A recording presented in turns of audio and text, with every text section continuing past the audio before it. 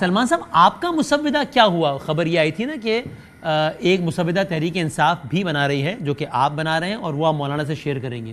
وہ نہیں دیکھیں، ہمارا تو موقف یہ رہا ہے کہ اس پارلیمان کو کوئی حق نہیں ہے کہ آئین میں ترامیم کرے. آئینی ترامیم ایک بہت اہم واقعہ ہوتا ہے کسی بھی قوم کی زندگی میں، قوم کے ضمیر کی آواز ہوتی ہے. اس کے لیے بہت غور و خوض ہونا چاہیے، پارلیمان کے حوالے سے مکمل اطمینان ہونا چاہیے. اس وقت 170 الیکشن پٹیشنیں جو ہیں وہ الیکشن ٹرائیبیونلز میں زیر التوا ہیں. پنجاب میں ٹرائیبیونلز کی حیت بدل دی گئی ہے. یہ کہا گیا ہے کہ ریٹائرڈ جج صاحبان اب سنیں گے، جبکہ دوسرے صوبوں میں حاضر سروس ہائی کورٹ کے جج صاحبان ان پٹیشنوں کو سن رہے ہیں. تو بہت سے آپ کہہ لیجئے گڑھے ہیں جو کھودے گئے ہیں انصاف اور حق کی راہ میں. ابھی ہمیں ان کو بھی عبور کرنا ہے. تو ایسے ماحول میں آئینی ترمیم کرنا، ایک ایسی پارلیمان جس کے وجود کے حوالے سے سوالیہ نشانات ہیں، کوئی مستحسن عمل نہیں ہے. یعنی یہ خبر ہی غلط تھی کہ آپ بھی ایک مسودہ پیش کریں گے. آپ کہہ رہے ہیں ہم تو اس ترمیم کے خلاف ہے، اس لیے ہم کیوں کوئی مسودہ نہیں دیکھیں، پیش کریں گے؟ مسودہ ایس سچ نہیں، کچھ تجاویز تھیں. گفتگو میری کامران مرتضیٰ صاحب کے ساتھ ہوتی رہی ہے، مولانا کے ساتھ بھی ہوتی رہی ہے. تو ہماری کچھ تجاویز تھیں اور ہیں. اگر یہ ناگزیر ہو جائے تو یقیناً ہم بڑی برائی کو روکنے کے لیے کوئی راہ جو ہے وہ اس کا تعین کریں گے.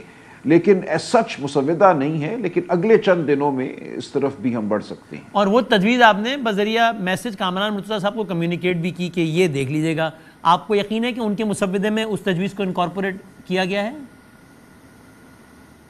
میرا خیال ہے کچھ ایسا ہی ہوگا. آج ہماری گفتگو ہوئی ہے تو مجھے خاصی امید ہے. یہ ویسے ایک معصومانہ سوال ہے، یہ مسودے اتنے پردوں میں کیوں ہیں؟ گورنمنٹ تو رکھ ہی رہی ہے اپنے مسائل، اپنے عزائم کی وجہ سے. اب مولانا صاحب بھی آج کل بتائیں گے، آج بتائیں گے، آج آپ سے بھی شیئر نہیں کیا، ہاں جی کریں گے. یہ مولانا صاحب کیوں اپنے مسودے کو آشکار نہیں کر رہے؟ جو رازداری ہے، نہیں رازداری تو حکومت کی طرف سے ہے یا جو حکومت کے پشت پناہ ہیں ان کی جانب سے وہ تو ہے ہی، لیکن مولانا صاحب کو بھی آ نہیں رہا نا سامنے. نہیں دیکھیے، وہ اس لیے ہے کہ یہ ایک جواب الجواب ہے نا. جب اصل چیز ہی تاریکی میں ہے تو اس کا جواب ظاہر ہے کھل کے ابھی سامنے نہیں آ سکتا، لیکن بالآخر تو آئے گا سامنے. اصل معاملہ یہ ہے کہ جو ایک حملہ کیا گیا، اس حملے کو تاریکی میں پوشیدہ رکھا گیا، یا حملے کی جو کوشش تھی، بگاڑ تو وہاں سے پیدا ہوا. آئینی ترمیم تو سالوں اس پہ بحث کی جاتی ہے. مسودہ عام عوام کو دیا جاتا ہے، یونیورسٹیوں کو دیا جاتا ہے، این جی اوز کو دیا جاتا ہے، بار کاؤنسلز کو دیا جاتا ہے، اس پہ رائے لی جاتی ہے. ایک زندہ معاشرے میں آئینی ترمیم ایسے ہوتی ہے. ہمارے معاشرے کو بالکل مردہ سمجھا گیا ہے اور ایک مردہ معاشرہ سمجھ کر ایک آئینی ترمیم تھوپنے کی کوشش کی گئی ہے. شکر ہے کہ کچھ مزاحمت ہوئی، اتنی مزاحمت ہوئی کہ ان لوگوں کو ایک قدم پیچھے ہٹنا پڑا ہے. تو اب ہم امید کرتے ہیں کہ آگے کی راہ بہتر ہوگی. اب اس پر آئیے کہ اب یہ تو آپ نے کلیئر کر دیا کہ آپ کو تو بہت یقین ہے کہ مولانا صاحب ایسا کچھ نہیں کریں گے جس کے نتیجے میں کوئی بھی ایسا کام ہو پائے.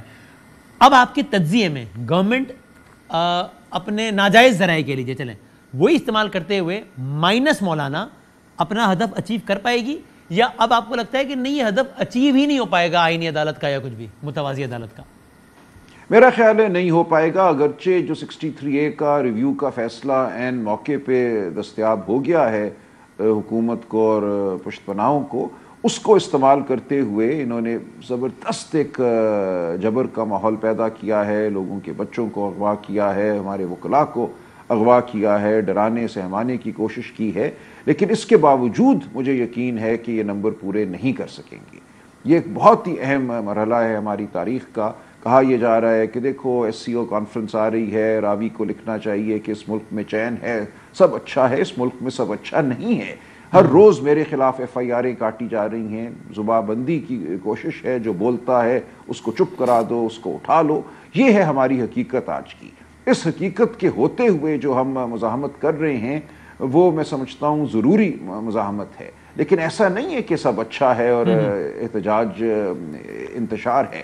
اس وقت احتجاج کی ضرورت ہے، مزاحمت کی ضرورت ہے، اور ہر ایک کو پتہ ہونا چاہیے کہ ہم تاریخ کے کس تاریک دور سے گزر رہے ہیں.